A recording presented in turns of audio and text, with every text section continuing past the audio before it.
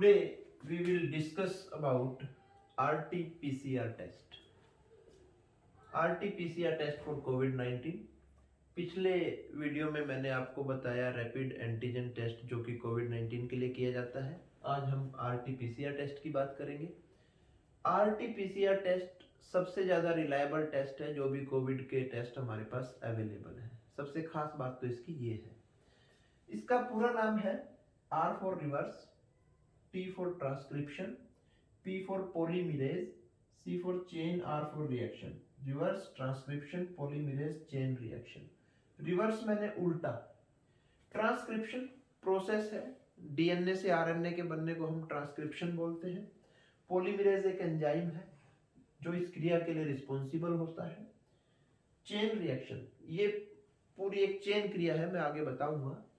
तो यहाँ देखिए, ये पहले कोविड का स्ट्रक्चर आप देखिए। मैंने आपको बताया था कि इसमें यहाँ पर ये बाहर की तरफ प्रोटीन है और बीच में क्या है, इसमें आरएनए है, जेनेटिक मटेरियल। हर जीव के अंदर जेनेटिक मटेरियल रहता है, या तो वो आरएनए रहेगा या वो डीएनए रहेगा। डीएनए पहले तो इसको समझ लें। अब रिवर्स ट्रांसक्रिप्शन ये इंपॉर्टेंट है। ट्रांसक्रिप्शन मैंने बताया the process of conversion of DNA into RNA. DNA से आरएनए के बनने की क्रिया को हम कहते हैं ट्रांसक्रिप्शन। डीएनए टू आरएनए, ये हुआ हमारा ट्रांसक्रिप्शन। बट यहां पर मैंने आपको बताया कि डीएनए तो हमारे पास है ही नहीं, हमारे पास जेनेटिक मटेरियल है आरएनए जो कि सिंगल स्ट्रैंडेड है।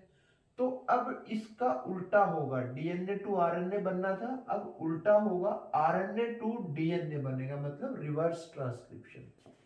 आरएनए टू डीएनए, ये हुआ हमारा रिवर्स ट्रांसक्रिप्शन। इस हिस्से का मतलब आप समझ गए होंगे। आगे है पॉलीमरेज। पॉलीमरेज बेसिकली एक एंजाइम है जो कि ट्रांसक्रिप्शन के लिए, रेप्लिकेशन के लिए जरूरी रहता है। डीएनए रेप्लिकेशन के लिए जिसकी जरूरत पड़ती है, जब डीएनए अपनी मल्टीपल कॉपीज बनाता है, उस प्रक्रिया को हम कहते हैं रेप्लिकेशन। तो उसके लिए जिस एंजाइम की हमें जरूरत रहती है वो है पॉलीमरेज। देखिए, अब पहले ये सिंगल स्ट्रैंडेड था, यहां पर अब ये डबल स्ट्रैंडेड डीएनए हमारा तैयार हो गया। अब होना क्या है, इस डबल स्ट्रैंडेड डीएनए से फर्दर डीएनए बनना है, मतलब इसकी कॉपीज को बढ़ाना है, मल्टीप्लाई करना है। ये देखिए, इससे ये हुआ, ये फिर से डबल स्ट्रैंडेड बन गए। इस क्रम में जिस एंजाइम की जरूरत पड़ती है उसको हम कहते हैं पॉलीमरेज। पॉलीमरेज फिर से फर्दर,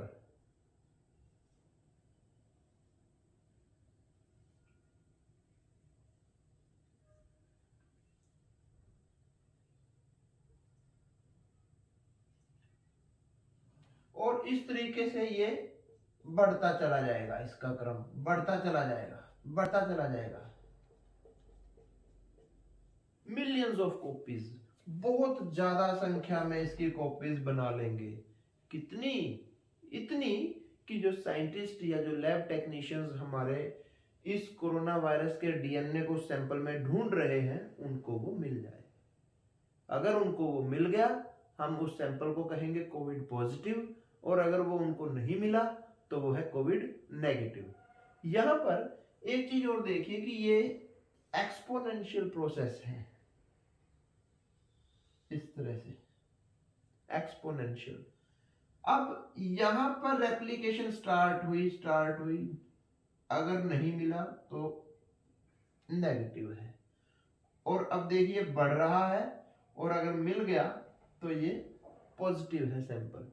इसको फिर से समझें कि यहां से जब हम चले थे, आरएनए से डीएनए बनाया, डीएनए से हमने ये बहुत सारे रेप्लिकेशन के स्टेप्स फॉलो किए।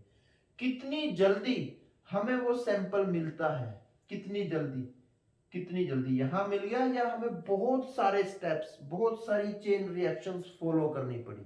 इस पर डिपेंड करता है वायरल लोड, जिसको हम वायरल लोड कहते हैं। अगर हमें बहुत जल्दी मिल गया इट मीन्स उस व्यक्ति के अंदर बहुत ज्यादा वायरल लोड है, और अगर हमें बहुत लेट में मिला या अगर हमें मिला ही नहीं तो वो नेगेटिव है। इस चीज को समझने की जरूरत है। अगर बहुत जल्दी हमने उसकी मल्टीपल कॉपीज, इतनी कॉपीज ऑब्टेन कर ली जिससे हम आइडेंटिफाई कर पा रहे हैं, it means that person is having sufficient amount of viral load. तो ये मैंने आपको बताया आरटीपीसीआर के बारे में। इसके साथ ही मैं यहाँ पर एक चीज और ऐड कर देता हूं कि ये जो आरटीपीसीआर टेस्ट है इसकी कुछ खास बातें ये हैं कि एक तो ये टाइम टेकिंग है, 6 to 8 आवर्स लगते हैं इसको परफॉर्म करने में ही। मतलब सैंपल का रिजल्ट आने में 1 दिन से लेकर के 2 दिन 3 दिन तक लग जाते हैं। दूसरी बात ये कॉस्टली है। तीसरी बात इसको सोफिस्टिकेटेड इंफ्रास्ट्रक्चर की जरूरत है। सोफिस्टिकेटेड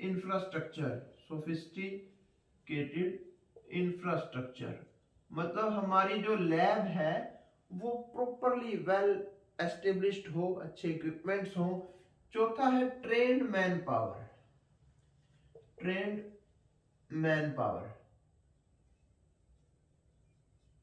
तो ये मैंने इसके फीचर्स बताए।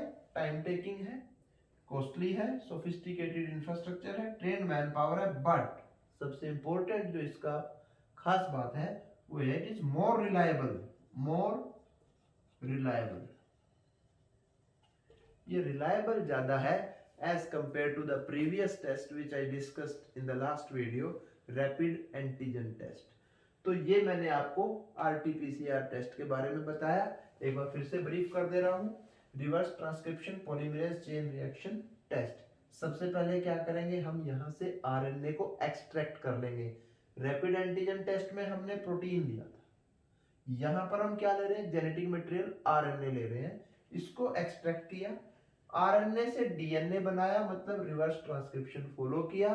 फिर इसका हम क्या करते हैं, डीएनए रेप्लिकेशन करते हैं, मतलब एक डीएनए से फर्दर उसकी कॉपीज बनाई, फिर फर्दर कॉपीज की कॉपीज बनाई, मल्टीपल कॉपीज। जितना जल्दी हम डिजायर्ड नंबर ऑफ कॉपीज को अचीव कर लेते हैं इट मींस वो उतना ही ज्यादा वायरल लोड है। अगर बहुत देर में कर पाते हैं, नहीं कर पाते हैं, तो फिर सैंपल उतना उसके अंदर वायरल लोड नहीं है।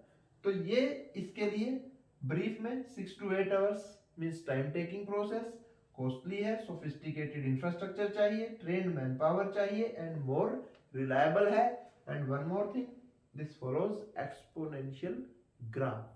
तो ये मैंने आपको बताया आरटी-पीसीआर टेस्ट के बारे में बताया।